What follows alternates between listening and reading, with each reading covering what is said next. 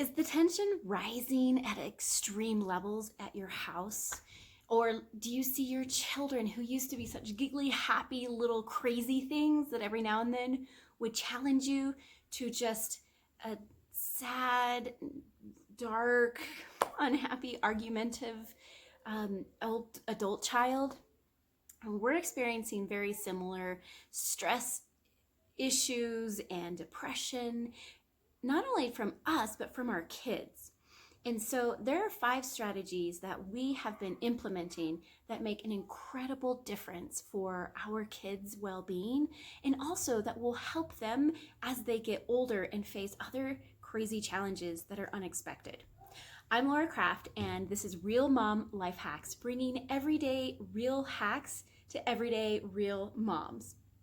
Okay, so let's jump in. All right, so 5 strategies that I want to share with you that will make an incredible impact on the well-being and the mindset and attitude of your child, okay?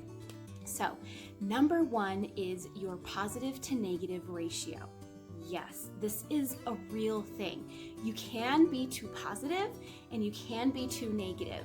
And where is that fine line that results in productive and happy children who continue to grow as they learn from their mistakes, but also feel loved and aren't combative, right? It's just this ratio. And we've played with it so much, and I'm so glad for scientists and therapists and psychologists who do studies for us so we don't have to trial and error. We can just know what works and do it, okay? So through several studies, through different psychologists and scientists, they discovered the perfect ratio. Okay, now it's going to be an average. We'll say the average perfect ratio is 5 positives to 1 negative. And it's 5 positive experiences to 1 negative. Okay, so you think about, we're doing homeschooling now, and so we're correcting our kids all the time, and they're not used to seeing that correction when it comes to their schoolwork. They used to get it from their teachers, okay? So make sure you honor 5 things they're doing well for every correction that you make. Now, you also could just use an everyday ratio, and actually at one point I did tally, like that silly movie Stranger Than Fiction. He tallied whether he was in a drama or romance, and so I do that with positive negatives if I just feel like we're off. Okay, so think about what fills their bucket. We've talked about filling your bucket as far as, is it physical touch where they like to get hugs? Is it recognition where you tell them what they're doing well? Is it quality time? Filling those buckets are positive experiences. It doesn't just have to be words, okay? The loving embrace, playtime, whatever that might be. So 5 to 1 is your perfect ratio. 13 positive experiences to 1 is too many, and we lose sight of reality. And then that even just kind of, it doesn't give us much to hope for or be excited about, okay? All right, number 2 is gratitude. At dinner, when we sit down together and afterwards we share, each of us, one thing that we are grateful for from that day. It's not just overall gratitude, but just from that day, finding at least one thing.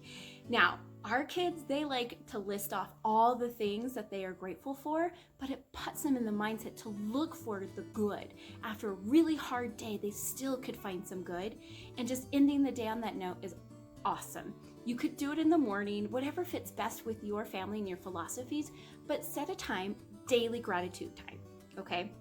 Number 3, I love this one, affirmations.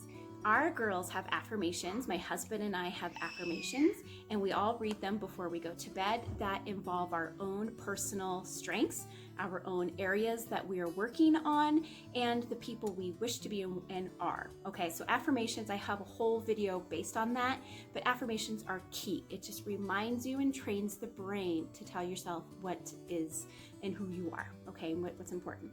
Okay. Number 4, I just learned about this one, and I've known about it, but I didn't ever quite implement. But this implementation has made a huge impact. Our 2 daughters are really struggling and not having the classroom experience, being with their teachers and the one-on-one with their teachers and saying hello and that personal contact. It's just us now. And they used to have that constant check-in, right? And that's been hard, especially for our oldest. It's really hit her hard. She's a people pleaser and she loves talking, but we just don't have enough time to hear everything. And so we've had some moments of darkness and challenges and sadness and tension and screaming. I mean, it's just, we've had it all.